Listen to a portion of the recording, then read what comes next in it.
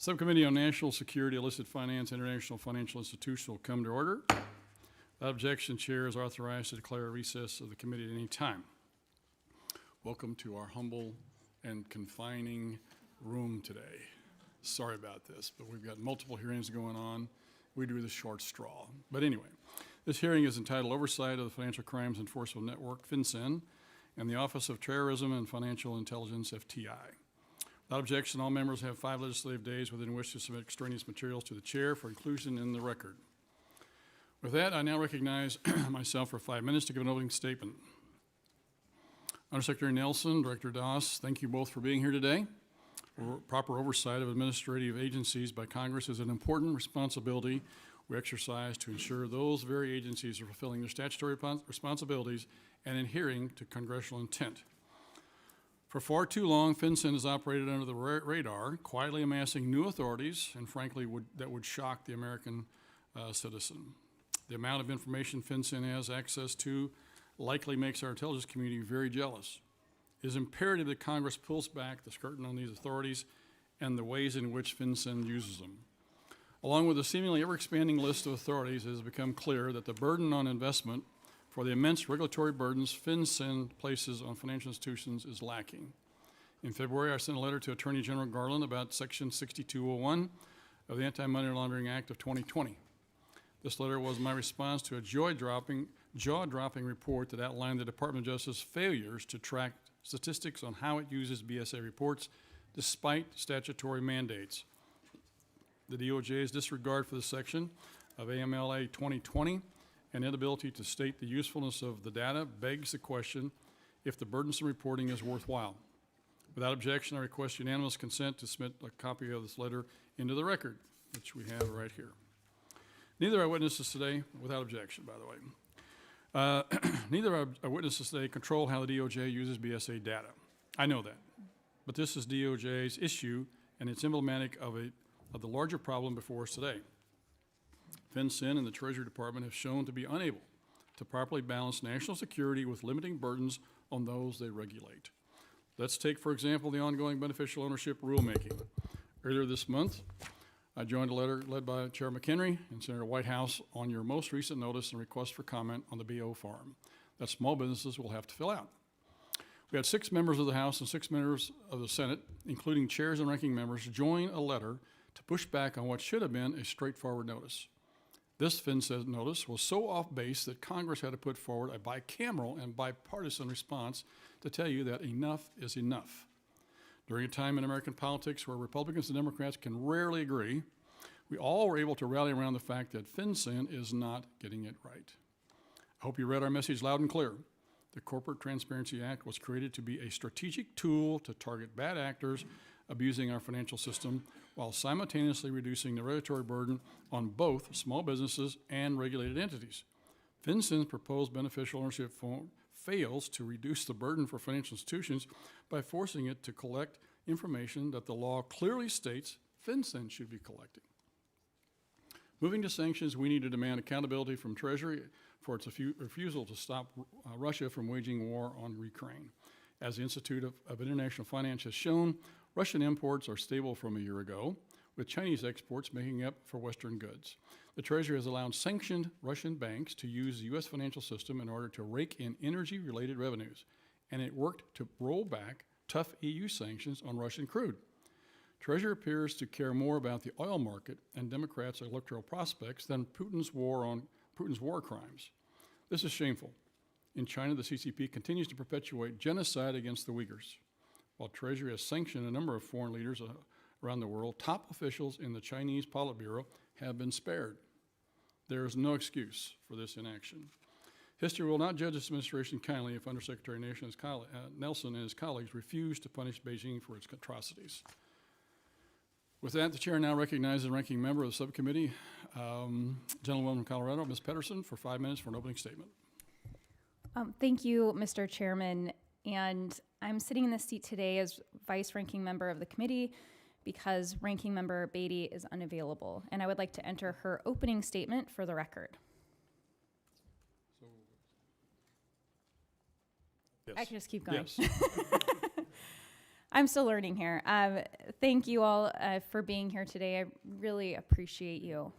And thank you for the critical work that you're doing to protect our country from domestic and international terrorism and stop criminals who specialize in drug, human, and firearm trafficking from utilizing the American financial system to exploit people throughout our communities. One area of your focus that is a top priority for me is working together to stop the flood of fentanyl into this country. Like too many Americans, my family has been impacted by the opioid crisis. My mom's addiction began with the overprescription of opioids, which led to heroin and ultimately fentanyl, when it started to take over the drug supply chain in 2016. Unfortunately, my mom's story is not unique in Jefferson County or in Colorado or the United States. The opioid epidemic is now more lethal than ever as we continue to see drugs become more and more potent and easier to traffic. We have seen the devastating impacts of overdoses and fentanyl poisoning across this country and around the world. Addressing this crisis with the urgency and dedication needed to save lives and protect our kids is going to require significant resources for agencies like yours to stop the drug cartels from utilizing our financial system to launder money, support better coordination between agencies, as well as stopping the widespread distribution and sale of illicit drugs through social media platforms and payment apps. The agencies you represent play an essential role in all of this. The Office of TFI and FinCEN are not solely working in prevention. Instead, your agencies specialize in identifying criminal activities and then using the intelligence to detect and disrupt their activities. As a mom of a 3-year-old, I want to thank you for what you and your team are doing to protect our country and look forward to discussing your essential work in more depth, including the updates on the Anti-Money Laundering Act of 2020 and the Corporate Transparency Act of 2020, which, after fully being implemented, will likely represent one of the most significant efforts in decades to combat the financing of terrorism and other criminal activity that threaten the United States. I am deeply concerned with the budget reductions that were just passed out of the House yesterday and what this means for our national security and the future of our country. The Office of TFI and its sub-agencies like FinCEN and the Office of Foreign Asset Control are already understaffed. If the cuts implemented by the House budget were to go into effect that just passed, the capacity and capability of these agencies to effectively do their jobs will be seriously curtailed. We will see significant staff cuts and potentially programmatic cuts. I know that my colleagues on the other side of the aisle also care deeply about these issues, and we must forcefully speak up against these budget cuts that will make our country less safe and hinder the important work that agencies like yours are undertaking every day. I now yield my time back. Thank you, Ranking Member. And with that, today we welcome the testimony of Mr. Brian Nelson, Undersecretary for Terrorism and Financial Intelligence, U.S. Department of Treasury. Prior to joining Treasury, Mr. Nelson was the Chief Legal Officer at LA 28, the organizing committee for the 2028 Olympic and Paralympic Games in Los Angeles. His previous government service includes roles as a Senior Policy Advisor, Policy Chief, and General Counsel in the California Department of Justice. Mr. Himamuli, Acting Director, Financial Crimes Enforcement Network. Prior to his role as Acting Director of FinCEN, Mr. Das was most recently Chief Legal Officer with compliance consultancy K2 Integrity, as well as an advisor with CM International, the Global Government Relations and Public Policy Affiliate of Crowell and Mooring LLP. His prior roles at the Treasury included General Counsel, Assistant General Counsel for International Affairs, and Acting Deputy Assistant Secretary for Trade and Investment. We thank each of you for taking time to be here today. Each of you will be recognized for 5 minutes to give oral testimony. Without objection, each of your written statements will be made part of the record. Just as a highlight, please do speak into your microphone. We have some folks on the back lines that are our staff folks that sometimes can't hear. We can hear you from this side, but they can't hear you from that side, so it's important that you do use the microphone and speak into it. So with that, Secretary Nelson, you're recognized for 5 minutes for your remarks. Thank you. Thank you so much, and good afternoon, Chairman Luetkemeyer, Vice Ranking Member Pedersen, Chairman McHenry, who joined us earlier, as well as the distinguished members of the subcommittee. Thank you for the opportunity to speak with you about the Treasury Department's efforts and achievements on AML CFT and the critical work that the Treasury's Terrorism and Financial Intelligence Office does to safeguard the U.S. and international financial systems. In the past few years, the demand for TFI's expertise has grown exponentially. In the past year alone, the department has played a central role on a range of national security priorities, including in the response to Russia's further invasion of Ukraine. Simultaneously, we understand that illicit actors have taken advantage of gaps within the U.S. and international financial systems. One of TFI's core missions is to close these exploitable gaps. We do this in a number of ways, including by promulgating regulations for a comprehensive and risk-based AML-CFT framework, identifying typologies of illicit finance, collecting, analyzing, and sharing information, strengthening international AML-CFT standards, taking enforcement actions, and engaging the private sector and non-governmental organizations. This approach gives TFI flexibility in responding to systemic threats to the domestic and international financial systems. It also enables us to balance national security and economic considerations while mitigating the unintended consequences of our authorities, including sanctions. Sanctions continue to be a very effective tool of U.S. foreign policy. In response to Russia's aggression in Ukraine, our efforts include issuing 4 executive orders, over 80 new or amended general licenses, over 200 frequently asked questions, and more than 2,300 new or amended designations. Working with allies, we have immobilized Russia's central bank reserves held in partner countries and sanctioned and de-SWIFTed some of Russia's largest banks. Our sanctions have degraded Russia's ability to replace over 10,000 tanks and pieces of equipment lost since the start of this war, forced production shutdowns at key defense facilities, and caused shortages of essential components for tanks and aircraft.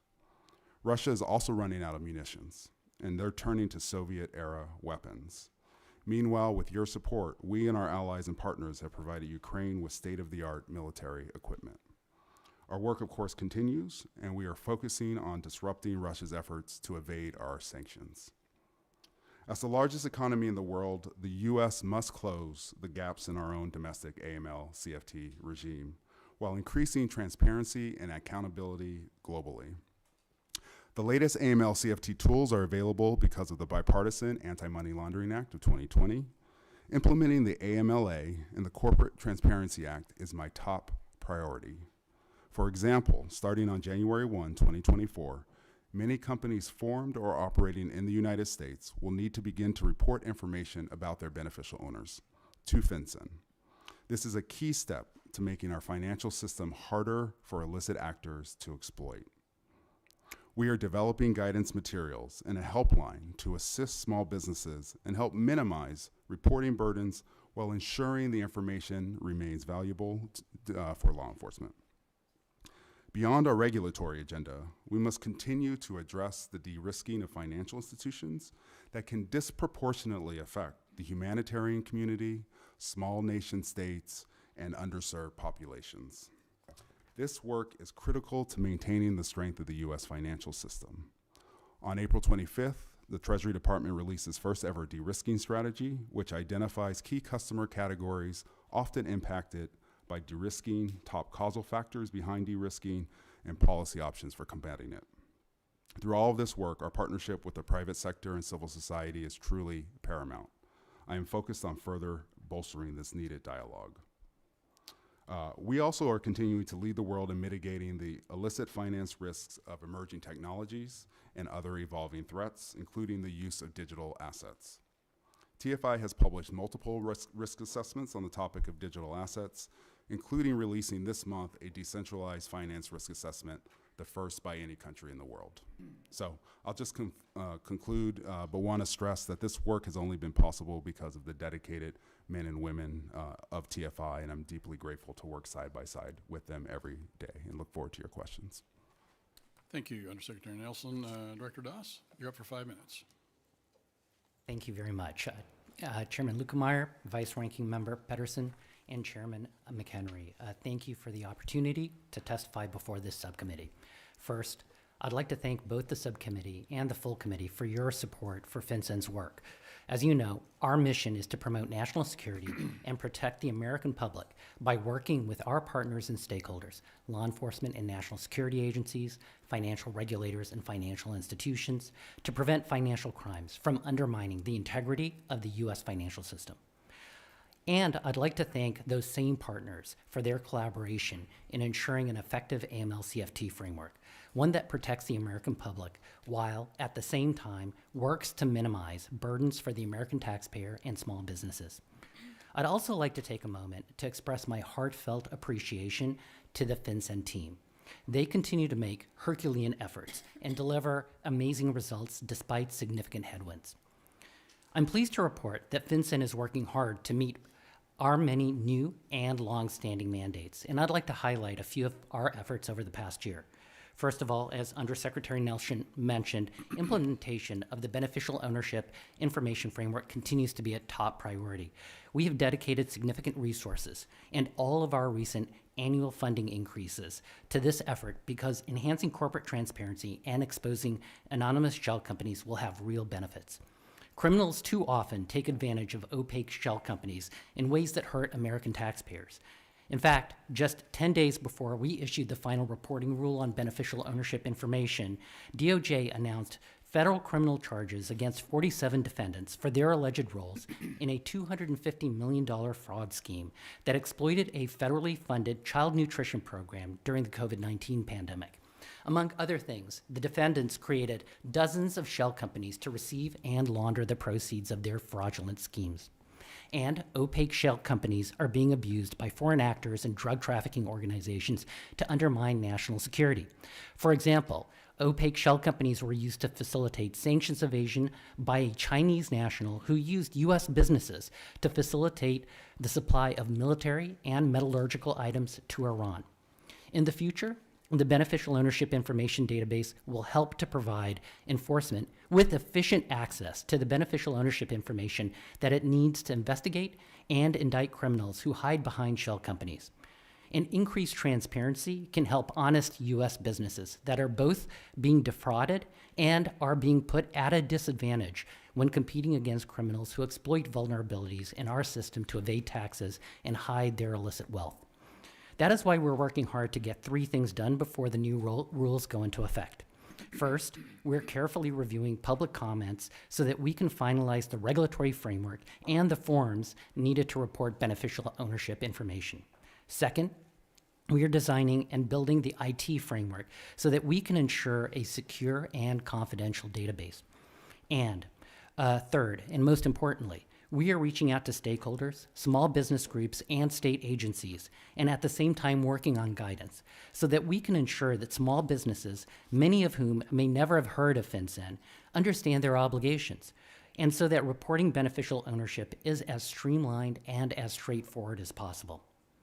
We also continue to work hard to ensure that the U.S. has an effective and risk-based AML-CFT framework. The Anti-Money Laundering Act, or the AML Act, provides a clear roadmap to achieve these objectives, to enhance feedback loops, to allow financial institutions to focus on high-value reporting and higher risks, to provide examiner training and focus on risk-based supervision, and to modernize the AML-CFT framework. We recognize that we have a lot of work to do, and that these efforts will require sustained engagement over time, close collaboration with all stakeholders, and a fully staffed FinCEN team. In closing, I'd like to stress 2 important points. First, the reporting that FinCEN receives from financial institutions is invaluable to policymakers, to OFAC, and to law enforcement and national security agencies to stop the Russian government from misusing the global financial system to fund Russia's war efforts and to track fraudsters who prey on Americans and small businesses. Simply speaking, America is safer because of it. And second, trust and confidence in how we manage and secure this information is fundamental. That's why we're working closely with the Office of the Inspector General to address their concerns on an expedited basis. I'd like to close by reaffirming that FinCEN is dedicated to the mission of protecting U.S. national security and the integrity of the U.S. and global financial systems, and we look forward to continuing the collaborative relationship with all of you, and thank you again. and I look forward to answering your questions. Thank you, gentlemen. Did very well. They both stayed at the 5-minute mark. Appreciate your respect of time. I'll recognize myself now for 5 minutes, opening remarks and questions here. In my opening statement, I mentioned that DOJ's failure to track BSA statistics. I was referencing an August 2022 GAO report entitled Bank Secrecy Act, Action Needed to Improve DOJ Statistics on Use of Reports on Suspicious Financial Transactions. Acting Director Doss, are you familiar with that report and my letter about the lack of findings? Yes, I am, sir. Okay, within that report, GAO highlighted that only 2 agencies, the IRS-CI and the United States Secret Service, as having the ability to collect data on their use of BSA reports. Has FinCEN worked with either of those agencies to connect them with all the other law enforcement partners that have failed to track and report this data to DOJ? Yes, sir. We have worked with IRS-CI, we've worked with the U.S. Secret Service, and we've worked with other law enforcement agencies to have a conversation around how to better improve their tracking of statistics around the use of BSA reporting, and we'll continue to engage with them on this effort to be able to improve those statistics. In fact, we recently published a FinCEN 2022 year in review that included a number of statistics where we engage with law enforcement to better track some of this information, and we continue to work to improve that tracking of information. This will be a continuing effort, and I'm committed to doing it. Secretary Nelson, can you describe how you've encouraged the DOJ to improve statistics on their use of the BSA report?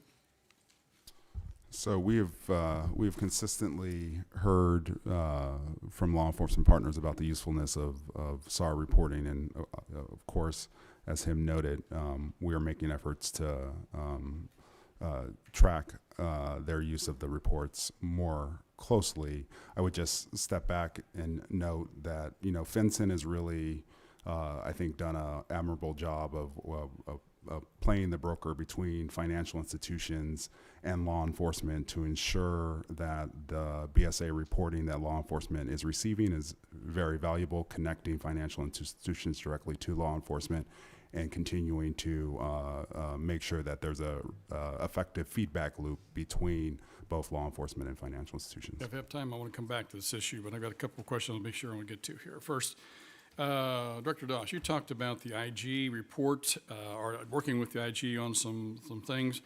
IG report's coming out shortly. We haven't got it yet, but I understand that there are 28 areas of concern in that report. Are you working with the IG to address all those issues? Yes, sir. We are engaged in a constructive relationship with the Office of the Inspector General, and we are working with them constructively in terms of addressing the concerns that they've already raised to us with respect to the various dimensions of their reports. While we haven't seen the draft reports yet with respect to each of the 4 elements of the audit, we have already started aggressively working to implement to address their concerns. And in fact, we are making substantial progress on that front, and we're engaged with the Office of Inspector General on a regular basis to be responsive. When we get our hands on the report, we're going to look at it very carefully, and we may either have another hearing or ask you to report in written form to some of the stuff that's in there. So we want to continue to work with whatever they find. Undersecretary Nelson, you're kind of all things with regards to sanctions. I sit on the China Select Committee. We're concerned about China invading Taiwan. We've just had a very instrumental situation, a learning moment from the Russians invading Ukraine.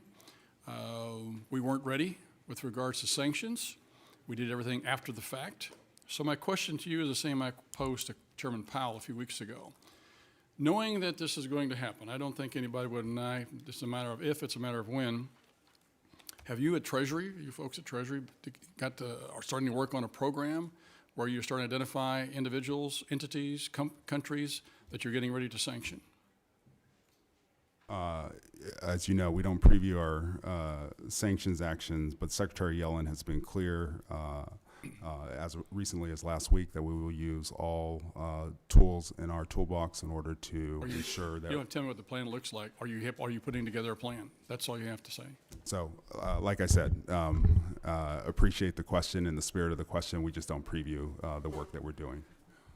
Okay, I assume you won't answer this question either, but I'm curious because what we did against Russia was get our allies to all get together and help us with the sanctions. Are you doing this now, talking with allies and getting more allies together so that we can have some friends when this all happens to be able to put something together very quickly?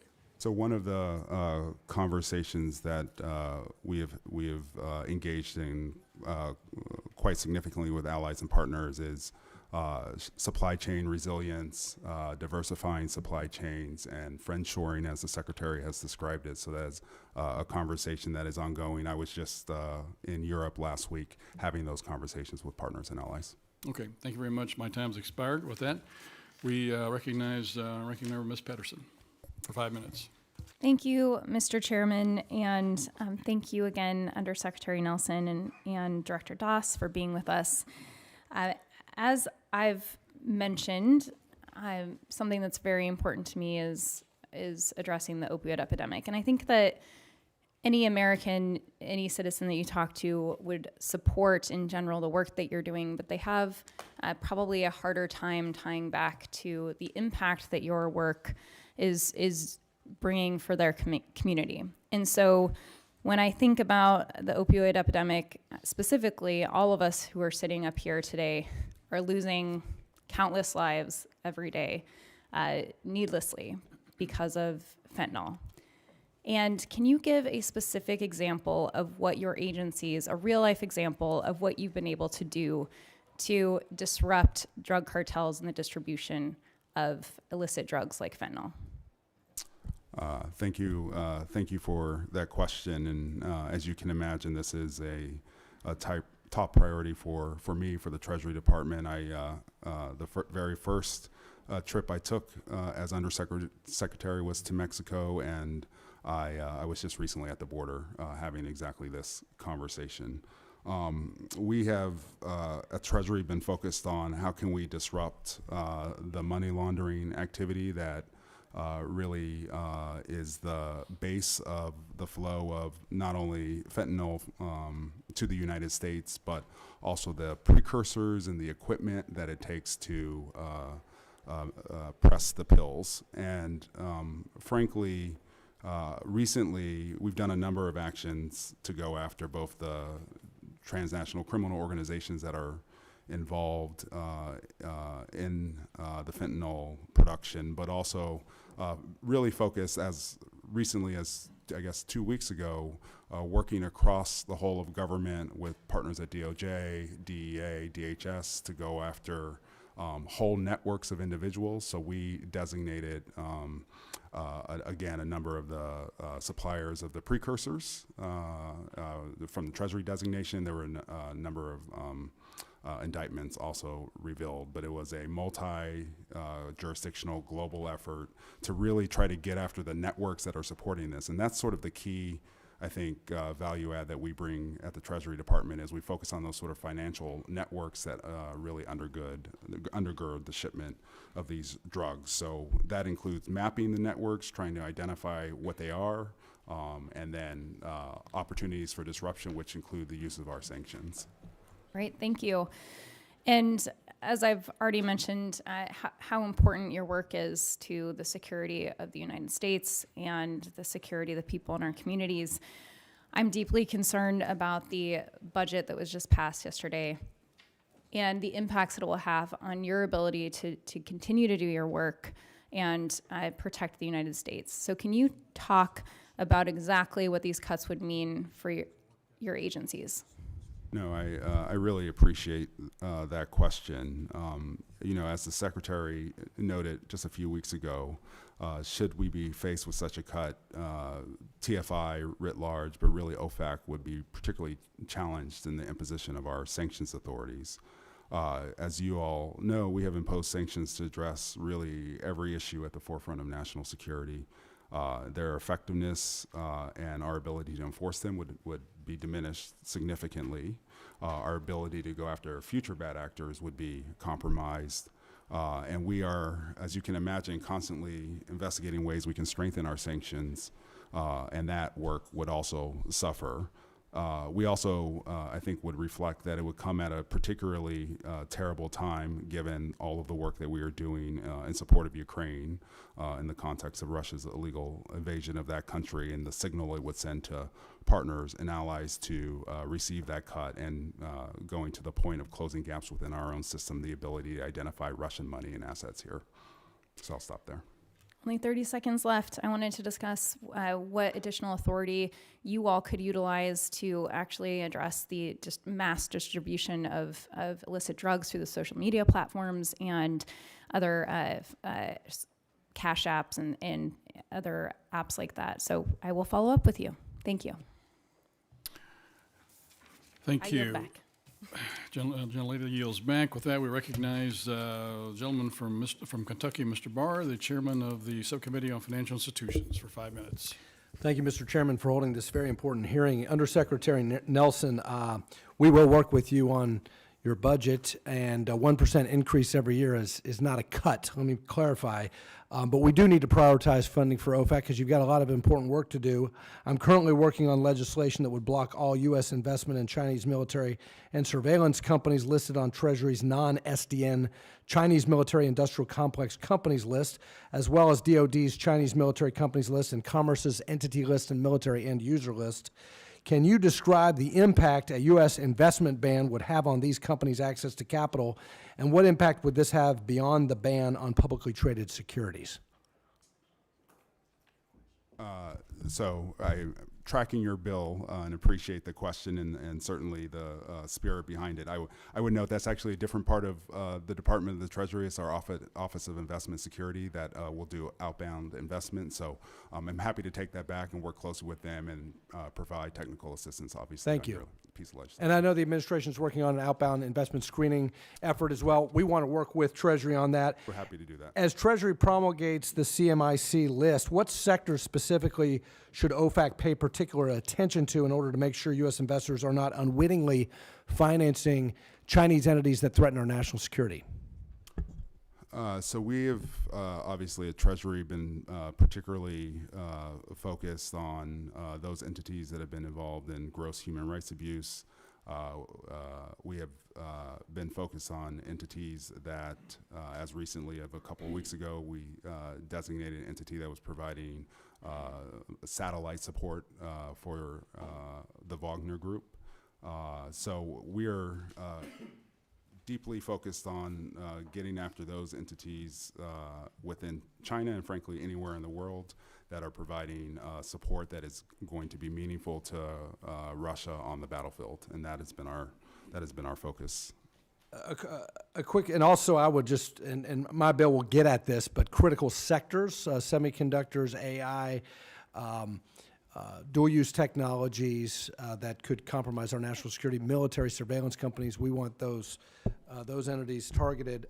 Can you describe China's sanctions evasions capabilities in light of its anti-foreign sanctions laws, its pursuit of a CBDC, the increase in de-dollarized cross-border trade, and also their attempt to create their own SWIFT system that would run counter to the West's SWIFT program?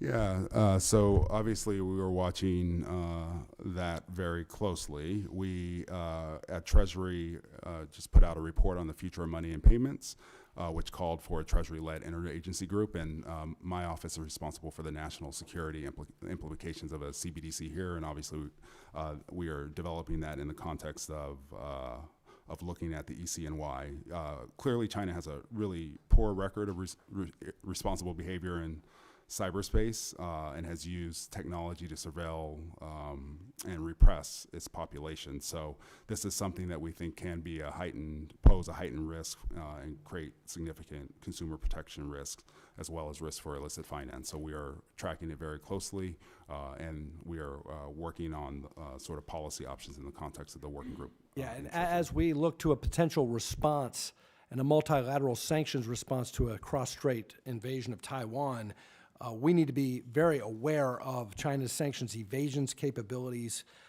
with this alternative to SWIFT. I think they're learning from what's happening in Ukraine.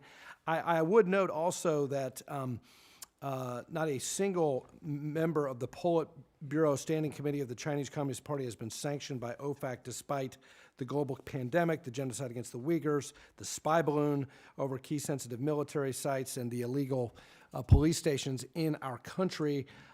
That is something I would ask Treasury to take a look at. Finally, on fentanyl, a follow-up to the good question from my colleague.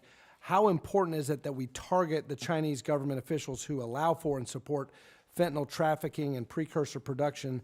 I think we need to do a more vigorous effort to sanction entities that are ultimately responsible up the chain for fentanyl production and poisoning our people. No, obviously, thank you for that perspective. We are working very closely with partners at DEA, DHS, and really across our government to try to identify those entities with China and globally that are critical nodes in the production and then the facilitation of fentanyl to the United States. So that is something that we will continue to focus on and welcome again sort of the partnership and thinking through what's the best way to get after those facilitators. Thank you, Secretary. Yield back. Gentleman yields back. With that, we recognize the gentleman from Texas, Mr. Gonzalez, for 5 minutes. Thank you, Mr. Chairman, and thank you to the ranking member. And we really appreciate you being here, Mr. Secretary Nelson and Acting Director Doss. I have some questions that were in follow-up to a hearing that we had just recently in the same committee, which was called Follow the Money. It was a hearing related to the fentanyl crisis in this country, which I think is a top issue for me, and I think it's a top issue for many members of Congress. Representing a border district, we're regularly a backdrop in the news in this country, and how what we're trying to see is how we can be helpful in this committee to both of your organizations in creating policy that allows you to access more information, to track the money, and also work with our counterparts in Mexico. I'd like to ask what ideas that you would have that you would suggest to this committee that would be helpful that are not available now to you.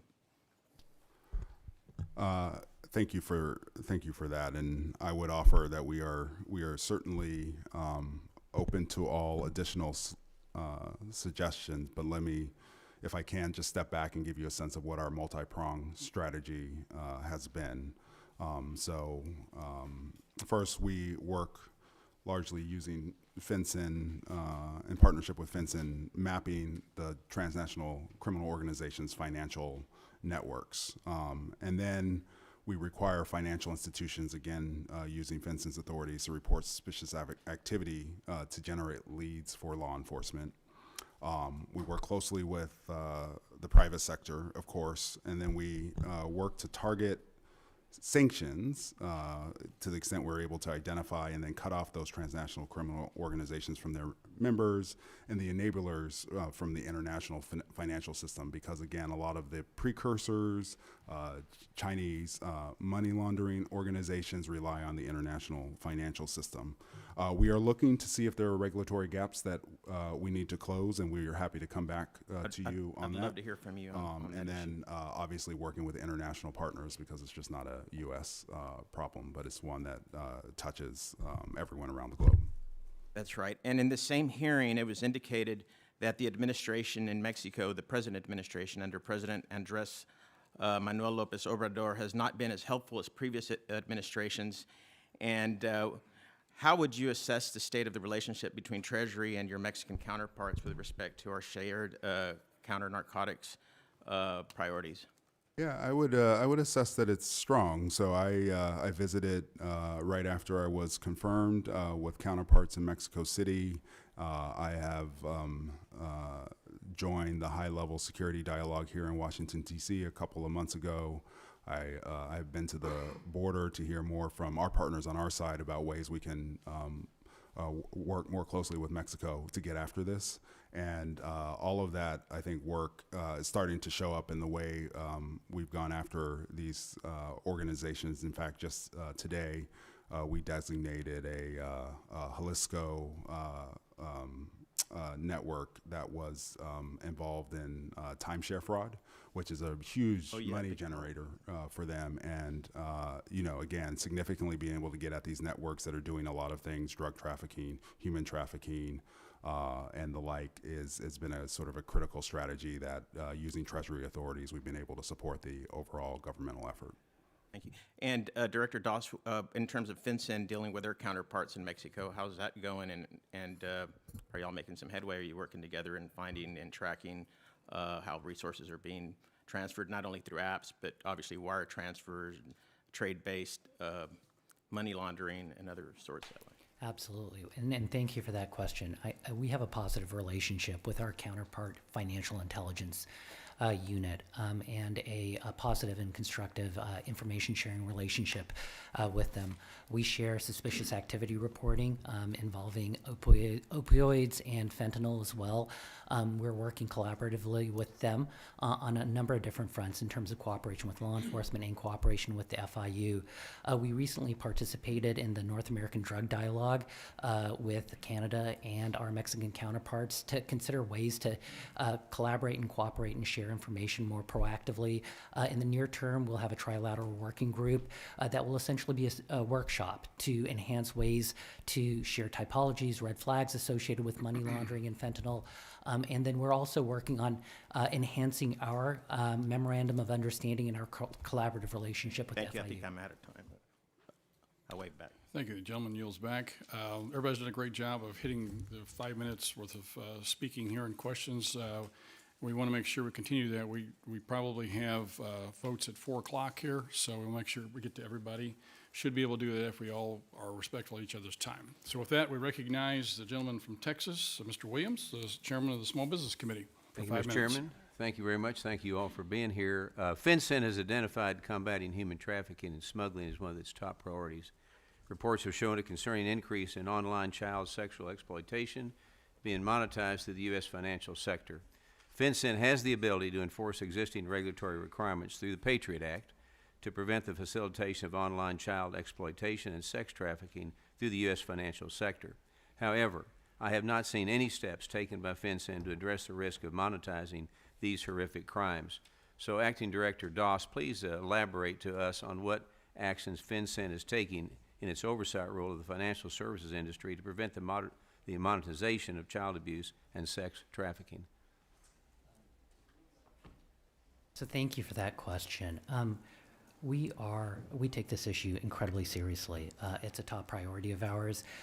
We work very hard to combat online child sexual exploitation, and we're working with law enforcement and financial institutions with respect to online child sexual exploitation. We've done so through a number of different fronts. First of all, a key part of the issue is raising awareness with financial institutions and other stakeholders.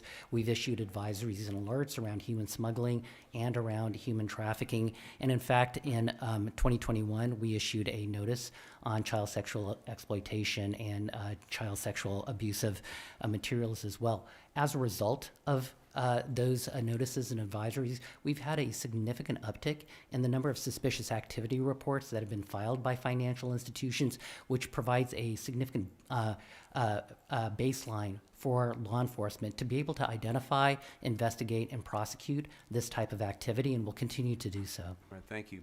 And as a representative from Texas, I represent the great state of Texas, I might say that things are not good at the border, and they're not under control. And have you been to the border in the last year? I have not been to the border, sir. I've seen firsthand the crisis happening at our southern border. With these millions of migrants flooding across our borders, human trafficking has become a growing issue, as you know. And this increase in human trafficking has led to an increase in the online hosting of child sexual abuse material. A major concern right now is that the age verification and consent controls implemented by online platforms are being bypassed. So again, Mr. Doss, how is FinCEN working to develop an effective standard for age and consent verification? So thank you for that question. Again, we work with financial institutions with respect to suspicious activity reporting.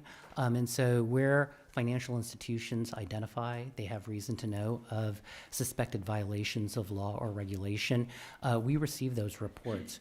We work with law enforcement to review those reports and then to support law enforcement in their efforts to investigate and prosecute these crimes. Again, we are working to review those reports as well as to raise awareness with respect to those issues. In terms of the Southwest border as well, we in 2023, just a few months ago, issued a human smuggling, human trafficking alert with respect to the Southwest border specifically because of the concerns with respect to human smuggling and human trafficking in that area. And we continue to focus on that region in terms of the concerns there. Okay. Last month, the Treasury Inspector General appeared before the Oversight and Investigations Subcommittee, and in his testimony, the Inspector General highlighted a robust plan to release 4 major reports throughout the year regarding FinCEN's management of the Bank Secrecy Act database. I want to highlight that Treasury OIG has over 30 findings and recommendations for FinCEN management as a result of these audits. That is an astounding number, a large number of recommendations considering the size of FinCEN, in combination with the scope of the audit. So one part of the audit that alarms me is the number of external users that have access to the FinCEN database. Your office has 470 MOUs with local, state, and federal law enforcement and intelligence components. This means thousands of people have access to financial transactions other than sensitive BSA data that sometimes FinCEN itself may not even know about. So quickly, how do you plan to address the numerous recommendations made by the OIG, and when will that work begin? Thank you for that question. It's already begun. We, again, take the protection of BSA data and the management of BSA data incredibly seriously. Again, as I've mentioned, we have a constructive relationship with the Office of Inspector General. We've received their findings and recommendations and are reviewing their concerns. We've already started action to implement a number of their recommendations with respect to various dimensions of the report, even though we haven't gotten the reports yet, and we'll continue to press forward on an expedited basis to implement the recommendations. Thank you very much, and I yield my time back. Gentleman yields back. The gentleman from North Carolina, Mr. Nichols, recognized for 5 minutes. Thank you, Chairman Luetkemeyer and Vice Ranking Member Pedersen, and thank you to our witnesses for joining us today. My first question is regarding the Financial Crimes Enforcement Network, FinCEN's exchange program. And I just have to say, I've only been here for 4 months, and maybe this is an area of bipartisan agreement, but the use of acronyms in Washington is just off the charts. Maybe at some point I will just give in and keep using the acronyms all the time, but I'm still at the stage now where it's a lot to talk in a language that my constituents just don't understand.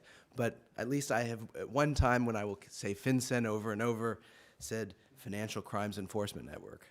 Acting Director Das, my first question is to you. This past February, the Federal Trade Commission released data demonstrating that American consumers reported losing $8.8 billion to fraud last year. That's an annual increase of over 30%. Unfortunately, North Carolina ranks 12th among states in fraud reports, costing my constituents and other North Carolinians almost $150 million in losses. Fraudsters and scammers often employ the same techniques and technologies to abuse financial and government systems alike, with the ultimate goal of stealing money.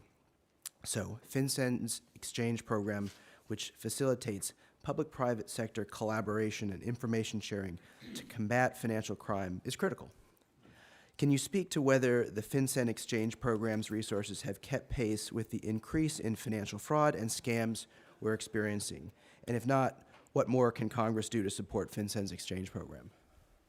So thank you for that question.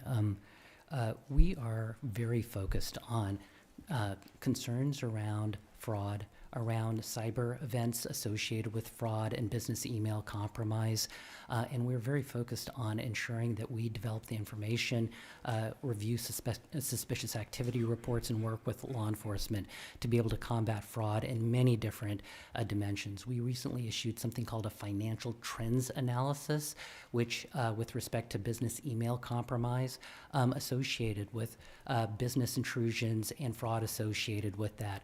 We've also issued issued a notice or an advisory around mail theft-enabled fraud, check fraud, which is another serious issue, just to be able to highlight for financial institutions some of the typologies and red flags associated with these types of fraud. So this is an issue that we're incredibly focused on. With respect to responding to fraud as well, we have something called a rapid response program, which helps us work with law enforcement here in the United States and our foreign counterparts to be able to track and then freeze funds associated with fraud that occurs here in the United States, cyber-enabled fraud that occurs here in the United States. And that program has had an incredible amount of success in terms of freezing funds associated with cyber-enabled fraud. In the past year, we've frozen $174 million associated with cyber-enabled fraud. With respect to FinCEN exchanges, this is an incredibly useful tool for us to be able to bring together law enforcement and financial institutions to discuss a range of different types of predicate crimes and illicit activity. We focused on issues around Russia sanctions evasion and a number of other dimensions as well. This year we conducted so far 8 FinCEN exchanges, and we have more on the horizon as well, and we'll be open to considering us FinCEN exchanges around fraud. And what more can we do briefly? Again, from our perspective, it is incredibly important, again, against the backdrop of the resource constraints that we have, to be able to ensure that we have the teams to be able to work with law enforcement and financial institution to continue to consider the types of reporting that we receive and then to engage proactively with financial institutions. Thank you. Switching gears a little here, I wanted to share my gratitude and appreciation to sanctions officials at the Treasury Department's Office of Terrorism and Financial Intelligence for their hard work and dedication. Over the years, demands on the department have risen dramatically, given U.S. sanctions on Russia in response to Putin's unprovoked attack on Ukraine. Undersecretary Nelson, given the increase in U.S. sanctions, is the current budget for the Office of Terrorism and Financial Intelligence sufficient? Do you have the resources you need? Given obviously the work, as you noted, to support Ukraine and continue with the strategic aim of limiting the resources Russia has to continue to prosecute this war, as well as to diminish its warfighting capacity by going after its critical material. We are surging, obviously, not only in OFAC, but across TFI. So we have, in our requested budget for the coming fiscal year, asked for additional resources to meet those needs. Gentleman yields back. That would go to the distinguished gentleman from Georgia, Mr. Loudermilk. Thank you, Mr. Chairman. Thank you both for being here today. Mr. Doss, I'd like to thank you for Treasury's swift response to the letter that Chairman Luetkemeyer and I sent to you about Section 6204 and 6205 of the AML Act of 2020, which I would like to insert for the record, Mr. Chairman. Without objection. One thing I've noticed since I've been in Congress is agencies tend to respond a lot quicker around appropriations season. And so I do, not saying that that was the intention there, but I did notice in the letter that the lack of funding was highlighted as one of the reasons that we haven't received the reports that were required by Section 6204 and 6205. Now, those were supposed to be to Congress within a year of January 1st, 2021, and we still have not received those reports. Now, the reason we ask for information, and my concern is, I'm not sure, based on what was in the letter and some comments that you have made recently, that you're really taking congressional oversight very seriously.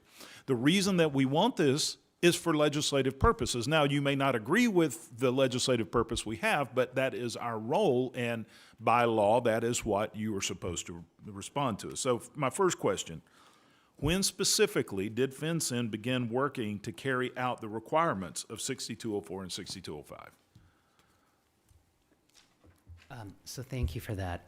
Again, it's incredibly important for us to think through how to improve and enhance and make the AML-CFT framework more effective.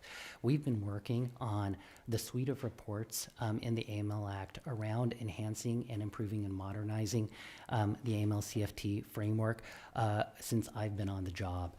When did that begin? That was in September of 2021.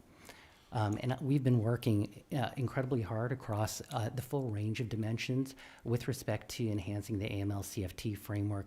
We issued an RFI, a request for information, with respect to the Section 6216 report. That's the report to modernize, streamline, and update the AML-CFT regulations in December of 2021. The comment period closed. We received 140 comments, and we've been reviewing those comments and consulting with over 24 agencies. In terms of identifying and developing recommendations with respect to Section 6216, a number of the comments that we received in the context of that request for information also applied to some of the issues covered by the 6204 and 6205 reports, which relate to SAR and CTR thresholds and automation around SARs and CTRs. And we've been actively considering the various comments that have been made, and we've been thinking through how to best address those comments, the recommendations made in those comments, and then to think through how to best work with our counterpart agencies in terms of finalizing Well, I need those to reclaim my recommendations. time because I've got some other questions, and I'm not sure I really got the answer that we're looking for in there, because I'm still looking for the reports that are supposed to come to Congress, and now we're over a year beyond that time frame. So, and I understand resources are an obstacle, but let me also bring up in 2022, FinCEN received over 4.3 million SARs across all industries. That's a 43% increase from 2021. Now, if you're looking for a needle in a haystack, that haystack is growing. And I don't see how you store that much data securely, let alone analyze this amount of data. And in this committee's conversations with former FinCEN leadership, they agree the data is overwhelming, and they called into question whether BSA reporting framework is useful at all. Given the fact that the DOJ has failed to provide information on the usefulness of BSA data, do you think that FinCEN would be more effective and less strained for resources if the monetary thresholds for CTRs and SARs were raised? So thank you for that question. Again, law enforcement and our national security partners have consistently reaffirmed the value of SARs as well as the other information that we receive. Again, as part of our efforts to develop the reports under 6204 and 6205, one of the key issues that we're considering is how and whether to raise the thresholds across a number of dimensions, as well as Right. considering whether or not to automate the filing. So that is something that you're looking at. That That's is something something that- we're that- looking at that is as something that well. we're looking at. And so that's why these reports are so critical, because I am moving forward with legislation to increase those. To give you an example, when the CTRs were done, there in 1970s, it was a $10,000 threshold. If we were to adjust those for inflation today, it would be over $80,000. We want to be able to make your job more effective, to get to the bad guys and filter through less of, basically make the haystack smaller. It's more effective that way. As from an intelligence background, in the military and security background, you're more effective when you have less noise in what you're looking for. So again, I'm out of time, and I want to respect the chairman's request that we stay in, and so I'll submit the rest of the questions for the record. But Mr. Doss, we expect to have those reports sooner rather than later. Gentleman yields back. With that, we go to the distinguished gentleman from California, Mr. Vargas, for 5 minutes. Thank you very much, Mr. Chairman. I appreciate you convening this very important hearing, and the Vice Ranking Member, too. Thank you very much for being here. Today, the Department of Treasury's Office of Foreign Assets Control sanctioned 4 senior officials of Iran's Islamic Revolutionary Guard Corps intelligence organization.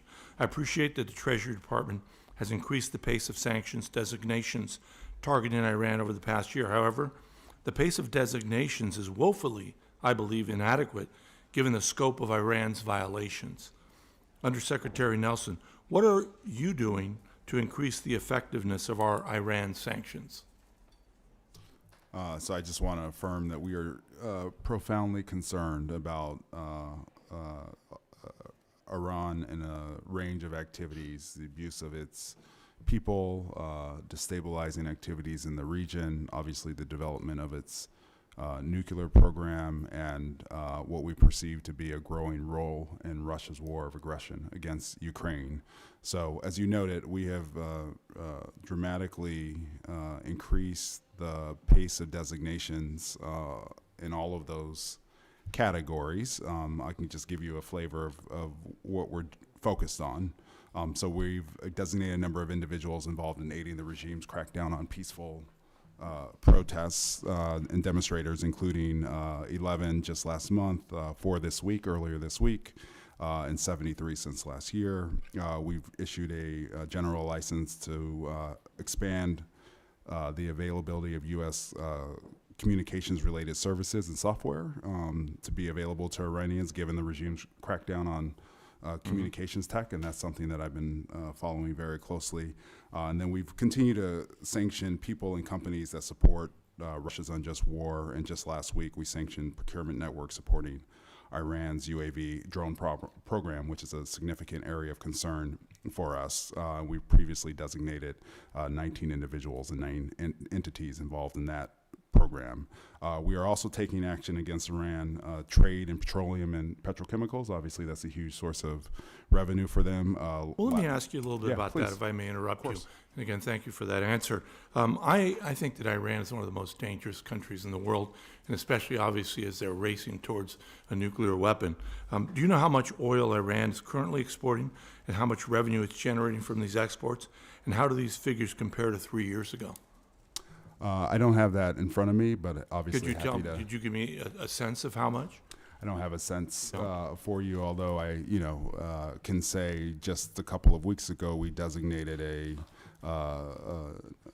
36 or so entities that were part of a network of facilitating the sale of petrochemicals, and we believe that network is worth billions of dollars. Well, I'm very concerned about that because I don't think that our efforts have been very successful in doing this, just to be honest with you. So I hope that we continue to push on this. Now, I did want to ask a little bit about fentanyl. Obviously, it's a problem that we've all had. You said personally today, I believe, that you've been down to the border. When you were there, did you speak to anybody to ask, where does most of the fentanyl come through the border? Does it come through the land port of entries or in between the land port of entries? I believe I recall it was all of the above was a form of the answer. No, it's not. No. Okay. No, it's not. Over 90% of the fentanyl comes through the actual land port of entry, not in between. In fact, I'm always interested when people start talking about all these millions of people that are crossing without documents. Very little fentanyl comes through there. It mostly comes through the actual port of entry. And in fact, it usually comes through trucks that are examined, but not very thoroughly, and also through vehicles. I've been there many, many times. I live in San Diego. I live on the border. I've represented the actual California-Mexico border for 30 years, do ride-alongs and do all these things. And it's very interesting how some of the sophisticated technology that we have now captures it. But I'm always interested in understanding that when you talk to the Border Patrol, when you talk to CBP, they'll tell you, most of it comes right through there. In fact, it's going down now, but during this whole time of COVID-19, over 75% of the people who actually get caught sneaking this fentanyl, this terrible drug that's killing our people, are American citizens.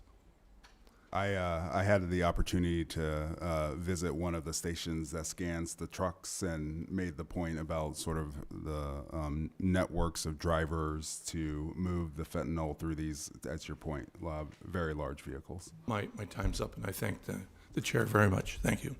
Gentleman yields back. With that, we go to the gentleman from Pennsylvania, Mr. Muser, one of the new members of our committee. Thank you, 5 Chairman. minutes. I thank the ranking member as well.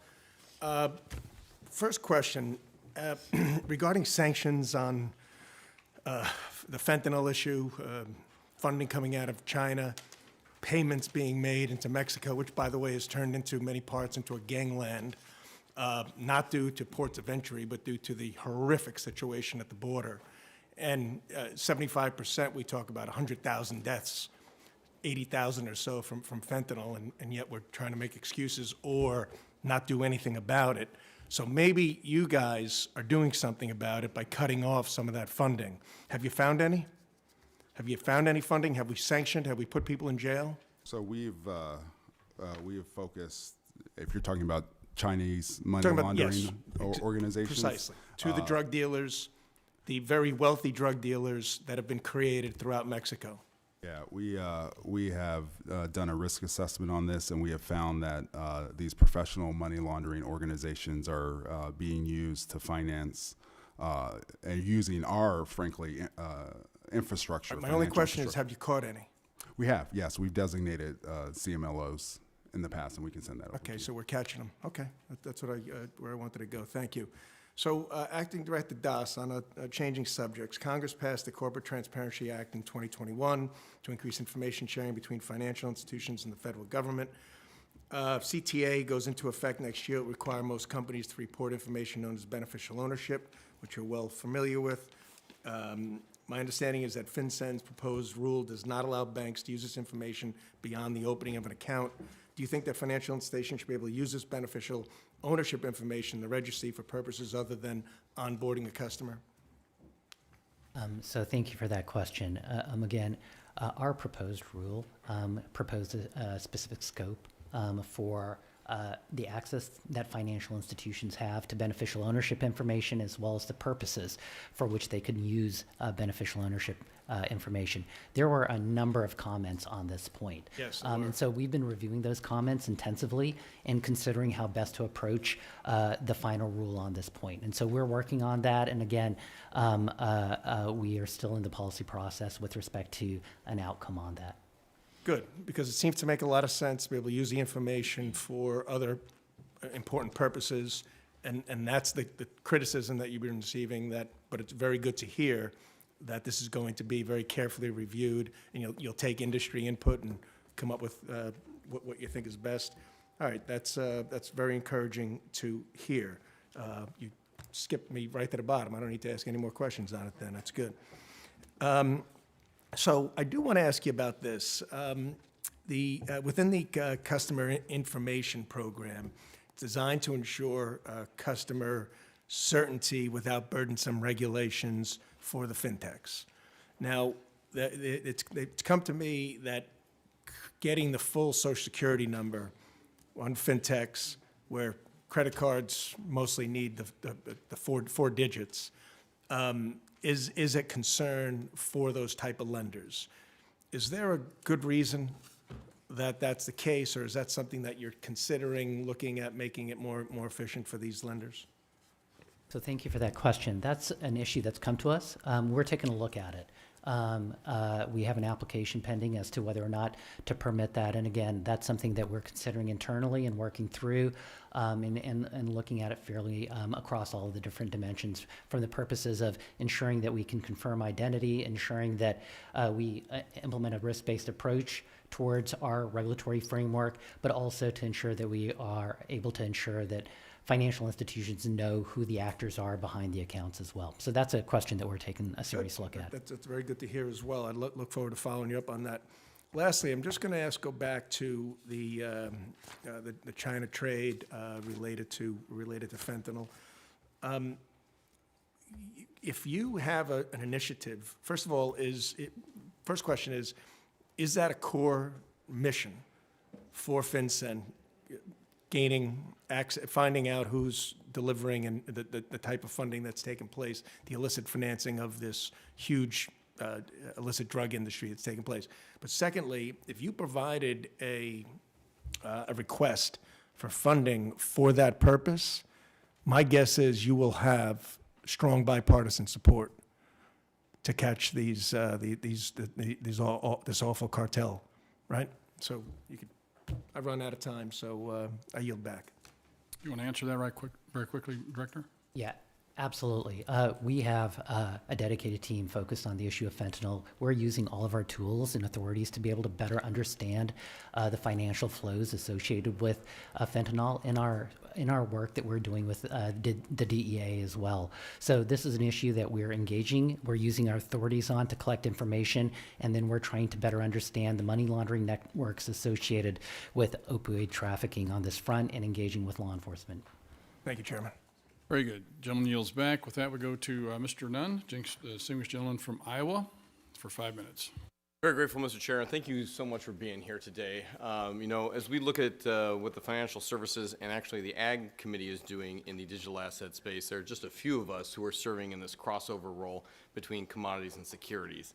You know, one of the things that we have found in both, and I was just coming between each committee right now, is that there seems to be a lack of a regulatory environment or structure that really provides the rules of the road, and there's a lot of talk about people jumping in and framing it without necessarily talking to each other, which is where I applaud the chairs of both the Financial Services and the Ag Committee for working well on this in the House. I also want to note, you know, as a military member myself and someone who spent over a decade in counterintelligence working in illicit financing, I want to thank the Treasury for being such a strong leader in this. And that's why this morning we introduced the bipartisan, bicameral Financial Technology Protection Act of 2023 with my colleague, Representative Himes, Senator Budd, and Senator Gillibrand. Specifically what this legislation would aim to do is look at independent financial technology working group to include terrorism and illicit financing. Treasury was very helpful in providing some feedback to that and helping us shape it. Specifically in this working group, Mr. Nelson, I want to highlight that this includes our senior levels from the DOJ, FBI, CIA, FinCEN as a partner in this, just to name a few.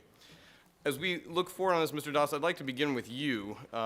This working group's intent is to conduct independent research on terrorists, how their illicit financing works, how they fund things going forward. It would be a window into how this is operating, particularly now that we're looking at digital assets as being a key mode for these individuals to finance themselves, everything from the IRGC to cartels south of the border. You know, one of the things that you had brought up here was your wealth of knowledge related to the illicit finance and use of digital assets. In your view, is this something that Treasury, along with other senior representatives from both the government and our private sector partners, should further explore to combat and really get their arms around the scope of illicit financing? So thank you for that. At FinCEN, we currently have a number of engagements where we have public-private opportunities to exchange information. We have a program called the Innovation Hours program where we meet with private sector stakeholders, and we use our FinCEN exchanges to exchange information with private sector stakeholders and law enforcement around issues involving digital assets and payment modernization, and to be able to understand the illicit finance risks. Again, these are ongoing conversations. We plan on continuing these conversations as we think through the risks and the impacts on our regulatory framework. Has it been helpful?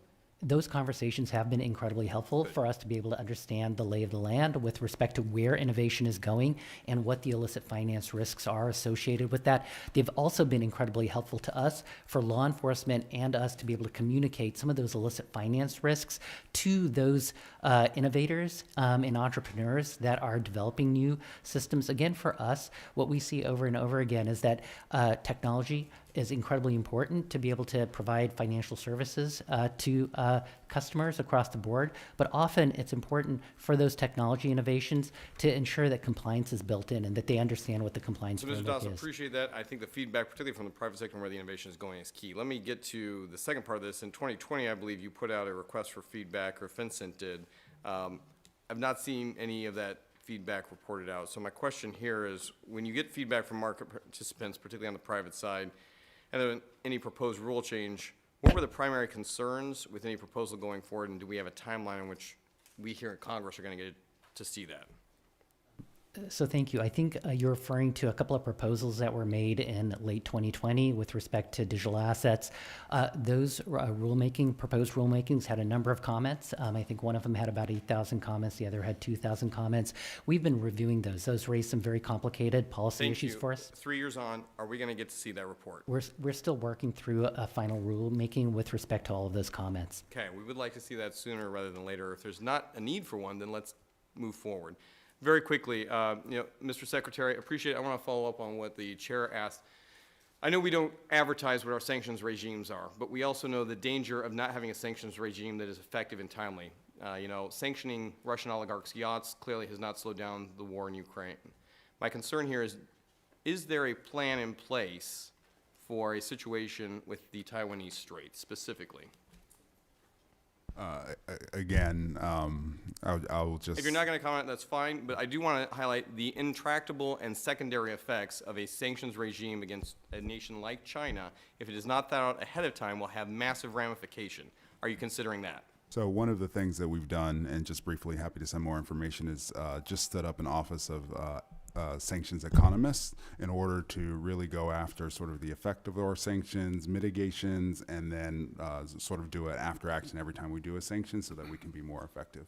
Very good. Thank you, Mr. Nelson. Thank you, Mr. Chair. I yield my time. Gentleman yields back. With that, we go to the gentlelady from Texas, Ms. De La Cruz, for 5 minutes.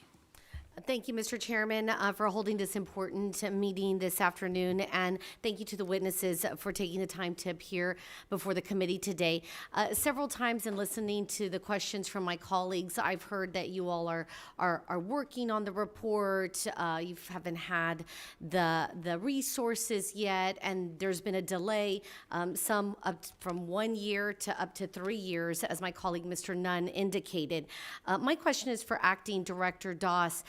Do you still have any employees working remotely? Yes, ma'am, we do.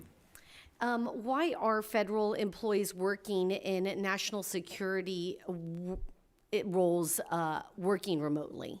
So we have a range of employees across our 300-person workforce. Many of them come into work on a regular basis in a classified environment to work in SCIFs, and they come in regularly. They review the information in a classified setting, and they process that information in a classified setting. We are incredibly mindful of the security considerations around the use of our data, whether it be BSA data or classified information. We have other functions, for example, management functions, that don't require employees to come in on a regular basis. And a telework environment is a suitable environment for them because they're not handling classified information or BSA information. So how are you assuring that your remote workers are not handling any classified or sensitive information? So no remote workers are handling classified information outside of the workplace. Will you be bringing any of these remote workers back to the workforce or bringing them back to the office full time? So so we're currently considering the OMB guidance that was recently issued with respect to telework, and thinking through what our policy will be going forward. We will be considering the best way forward on this front, given all of the needs.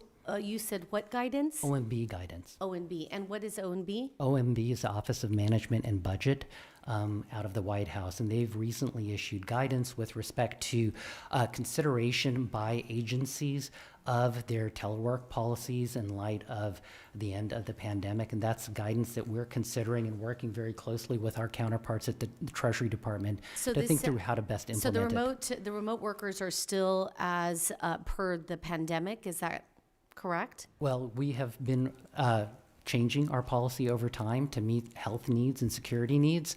But again, we are incredibly mindful of the security and confidentiality of our information and doing so. And you would say health needs as in the COVID? As in COVID, yes. Okay.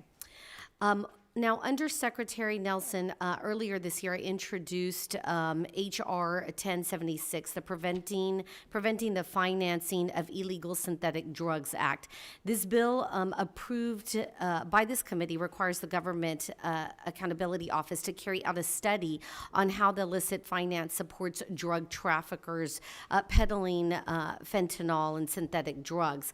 I'm grateful to Chairman Luetkemeyer for his leadership in this subcommittee and looking forward to my measure coming before the House floor in Congress.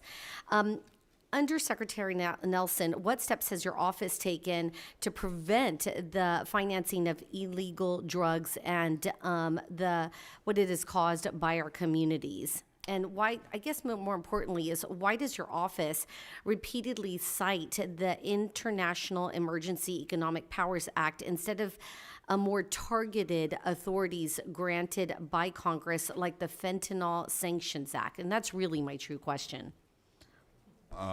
Thank you for that question. We just generally, we use all of the authorities, obviously, that we have under IEPA. There's an executive order that's President Biden issued at the end of 2021 that provided additional authorities to go after the supply chains undergirding the fentanyl, but all drug trafficking. So that is an authority that we have used frequently over the course of the last year. It is an authority that has allowed us to sanction and really escalate our narcotic sanctions across the global supply chain, which has been a strategic focus of ours because that's where we feel like we can have the most impact to really get after these drug trafficking organizations and transnational criminal organizations that are facilitating, obviously, the flow of this horrible drug. Thank you so much. And one last comment really to Director Doss. With COVID already being lifted and the rest of the world, especially private sector, working, I think it's time to bring people back to the office. Gentlelady yields back. With that, we go to the gentleman from Tennessee, Mr. Ogles, recognized for 5 minutes. Thank you, Mr. Chairman, Madam. You know, I think one of the concerns I have for really both agencies, you know, Financial Crimes Enforcement Network, the, you know, Terrorism and Financial Intelligence Department, is priorities. And so, you know, and it's not a hostile line of questioning. It's just more of, you know, information gathering. But when I look back since 2001, FinCEN's collected over 350 million currency transactions, right? And in the backdrop of increased activity from Russia, the Mexican cartels, Chinese corporations, not just the CCP, but the Chinese corporations, what are you doing specifically? Because again, when I look at this, you know, it's 350 million records. That's primarily innocent Americans versus these actors that we know are leveraging the U.S. economy to finance their own military operations. They're using our economy to undermine our country, our own economy. Mr. Doss, what are you doing specifically to divert your attention away from innocent Americans and over to the CCP, to Russia, to the cartels? So thank you for that. We're very focused on current illicit finance threats, particularly Russia. We have done quite a bit of work since the Russian invasion of Ukraine in terms of issuing advisories and alerts on Russia's sanctions evasion, on efforts by Russian oligarchs and elites and proxies to evade sanctions and hide their assets here in the United States and elsewhere. We've issued an advisory with respect to export control evasion jointly with the Commerce Department's Bureau of Industry and Security.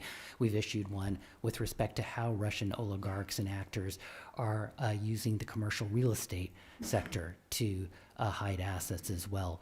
We've been reviewing the information and suspicious activity reports, and there's been a significant uptick in terms of SARS related to that, and working with our counterparts at OFAC, at Maine Treasury, and in law enforcement to be able to evaluate the types of information that we're getting across those ranges of suspicious activity reports, and then working with them to identify the networks and then help them investigate and prosecute with respect to all of that. So again, that's a number one priority for us, and we're taking a look at current information to address those concerns.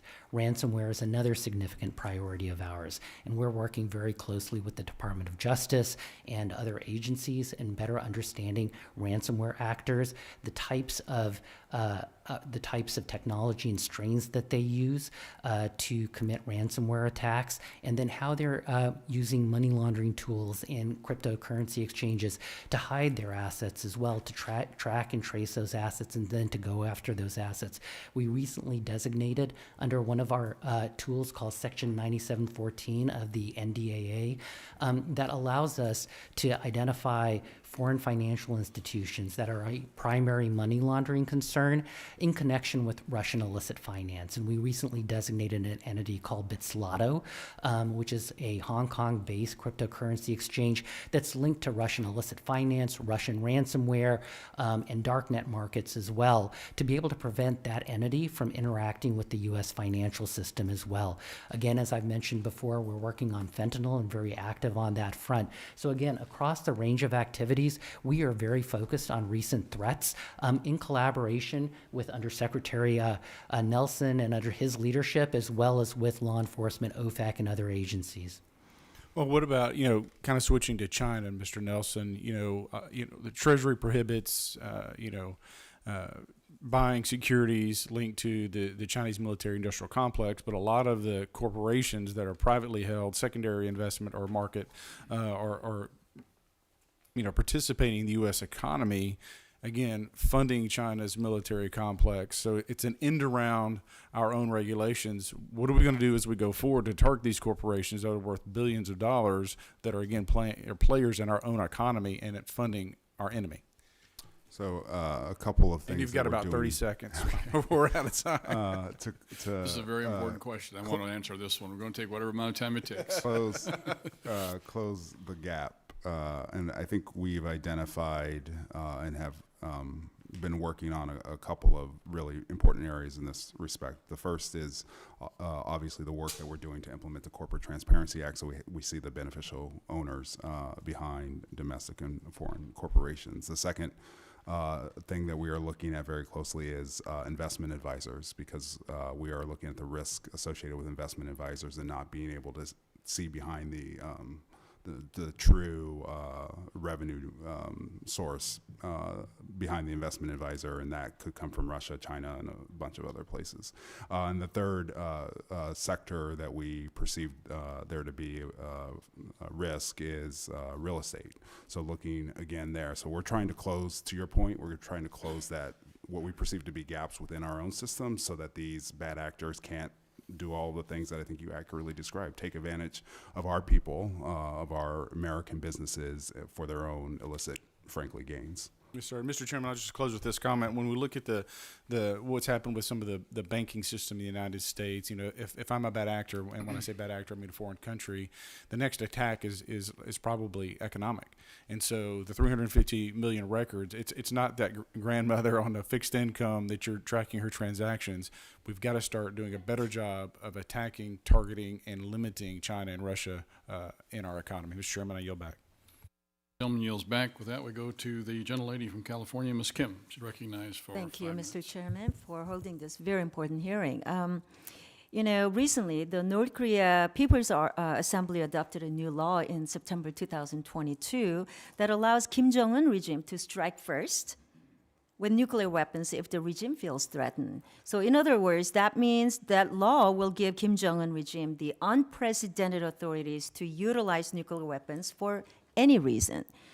In 2022, the regime hit a record number of missile tests, as we know. And the Kim Jong-un regime, each time they do the test, they improve its ability to strike the continental United States with an ICBM. So it's concerning. And a recent investigation by the Financial Times exposed how the Kim Jong-un regime utilizes its criminal networks to smuggle oil into North Korea and get access to foreign currency to finance their nuclear weapons program. The investigation tracked a foreign vessel, the Unica, that made 23 journeys into North Korea to deliver oil and petroleum products. So Undersecretary Nelson, can you tell us what the Treasury is doing to stop vessels like Unica and cut North Korea off from getting their ability to get hard currency and oil coming from other countries, specifically from Russia and China? Thank you for that important question. So obviously, North Korea's weapons of mass destruction and ballistic missile program is a top priority not only of the Treasury Department but across our government for all of the reasons that you've expressed. Using our tools, we have focused on trying to identify the procurement networks that are directly tied to the WMD program, and we've I think done almost 24 sanctions related to companies and entities that are supporting supplying the actual material that North Korea needs to build its missiles and its weapons of mass destruction. The second thing that we have been focused on is, to your point, going after the revenue generators. So Those come in a couple of different flavors. One, we have the IT workers that generate a substantial amount of revenue for the regime. So I think working with FinCEN, we've worked to identify trends and typologies for financial institutions and companies so they can identify that. Thank you. I just wanted to make sure that you see more urgency from the Treasury Department to make North Korea sanctions more effective. But now I want to switch gear to another topic. The Corporate Transparency Act directs the FinCEN to collect information in a form and manner that ensures information is highly useful. But the information in the registry will not be highly useful unless it is validated by the FinCEN. But to my knowledge, the agency has not publicly stated that it intends to validate the information reported. So without that validation, bad actors may report false or inaccurate information to the registry. So does FinCEN intend to validate that information reported to the registry? If so, what validation solutions is FinCEN considering? So thank you for that question. Again, in the response to the comments to the Access NPRM, we heard loud and clear the importance of validation, and we agree with the importance of validation. Again, this is an issue that is front and center for us in terms of thinking through how to achieve this. And it presents a range of considerations for us that are pragmatic considerations. There are legal considerations, cost considerations, and then a number of questions with respect to how to implement validation as well.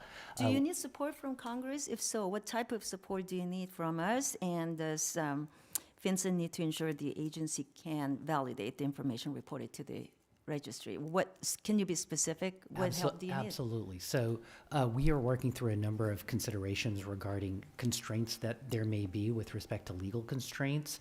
Our ability to access other databases as well, whether they be public databases or commercial databases, that will allow us to validate this information in an effective and fluid way. And that's one of the things that we're considering right now as we talk to stakeholders is what are the range of available databases and what is the quality of the databases in our ability to validate that information.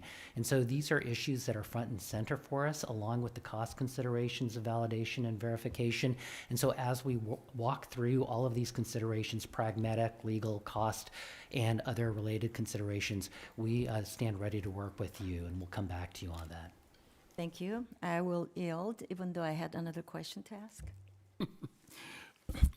Gentlelady yields back with that. The gentleman from Ohio, Mr. Davison, Chairman of the Subcommittee on Housing and Insurance. I thank the chairman, and I think our representatives from Treasury and FinCEN as a component of Treasury. Thanks for the work you do, and for the people that aren't here that you represent and serve. Thank them from us as well. Earlier this week, FinCEN announced the renewal and expansion of its geographic targeting orders, otherwise known as GTOs. This is the 14th time FinCEN has issued a real estate GTO because these orders expire after 6 months. GTOs themselves are rarely noteworthy, but as the chair of the Housing and Insurance Subcommittee, I believe it's important to highlight how these targeting orders have changed over time. GTOs began as all cash purchases over $1 million in cities like Miami and New York, but now cover purchases of 300,000 plus residences in 10 cities and 42 counties in 13 states, including and Washington, D.C. The exception to this is an astonishing low threshold of $50,000 in the city and county of Baltimore. FinCEN has a difficult mission, and we understand that. However, I would like to reiterate that these geographic targeting orders should be more targeted. I mean, they're essentially warrantless spying on American citizens most of the time. So I fear that FinCEN is hoping to chip away with every renewal until it eventually collects data on every cash purchase of every piece of real estate in every city across the country. And that's why I requested that my draft legislation be attached to the hearing today, the, quote, Civil Liberties Protection Act of 2023. It would create a position of Civil Liberties Officer within FinCEN to monitor and potentially reel in these overly broad actions by FinCEN which can undermine housing purchases and, frankly, engage in warrantless buying of American assets, especially those carried out with digital assets. Acting Director Das, with regard to GTOs, at what point do you believe they cross the line and infringe on Americans' right to privacy? So thank you for that. Again, from our perspective, we take privacy considerations very seriously in the work that we do. We work very closely with our legal counsel in terms of ensuring that our GTOs, our geographic targeting orders, are appropriately scoped and they are within the confines of the law.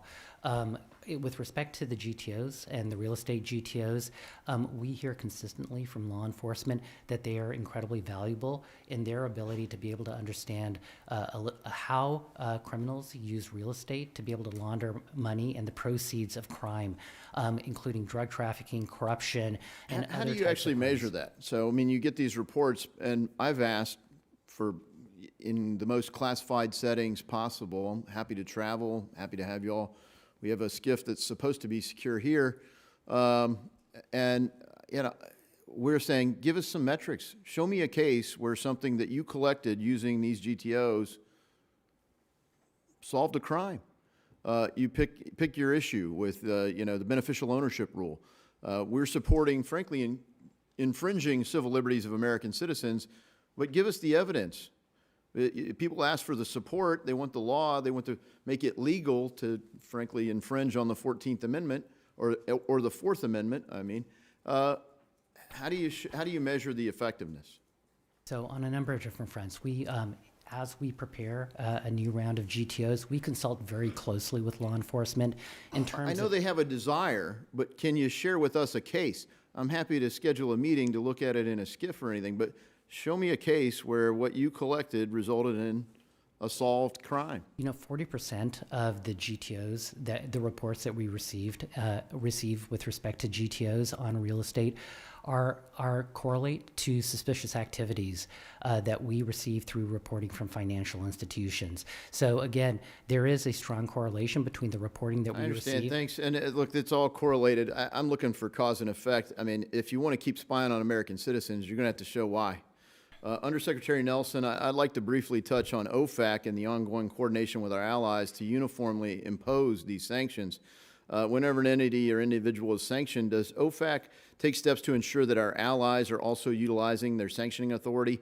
And what does that look like? I mean, I'm particularly concerned about NATO countries like Bulgaria that aren't supporting our sanctions. No, thank you for that. Yes, actually, we work very closely with our EU, UK, and the 30 other partners and allies every time we designate someone in the context of Russia's invasion of Ukraine. We have different legal standards. Obviously, we have different authorities, but we have consistent since the time of Russia's invasion, now 15 months later, worked with our partners and allies and have coordinated around targets, sectors, individuals, and have continued to try to align our designations as closely as we reasonably can, given that we have different legal authorities. But that thanks for your cooperation has follow-up, been very and my strong. time has expired. I yield back. Thank you, gentlemen, for yielding back. With that, we have finished up our round of questioning. I'd like to thank the witnesses for being here today. Got one quick comment, though, and this is for Mr. Director Doss here. A couple times you've talked about your budget and wanting to have more money for this. We understand there's always more demands. But as you can see with the questioning we had here today, when you don't have people back at work and you have so many millions of SARs and CRTs that are never utilized, they're never examined, there's a waste of people's time and energy there. If I was going to approve your budget, I would ask you to give me an outline of how you're going to save money. How are you going to start putting your people to work to maximize their ability to get the job done, cut back on all the SARs that don't infringe, as the gentleman just said, on people's civil liberties, as well as be able to enable you to do your job. At some point, there's got to be a point here that this can meet, but we're not there. And if you're going to come to us for a budget request, If I'm in this chair to make that decision, you don't get a penny until you can show me how you can save some money. Because I don't think that we need to allow this kind of activity to go on without some accountability. With that, though, without objection, I'd like to enter into the following document into the record. It's American FinTech Council letter to FinCEN regarding the Customer Information Program rules. Without objection, all members will have 5 legislative days within which to submit additional written requests, questions for their witnesses to the chair, which will be forwarded to the witness for the response. Ask our witnesses to please respond to them as promptly as possible. And with that, hearing is adjourned.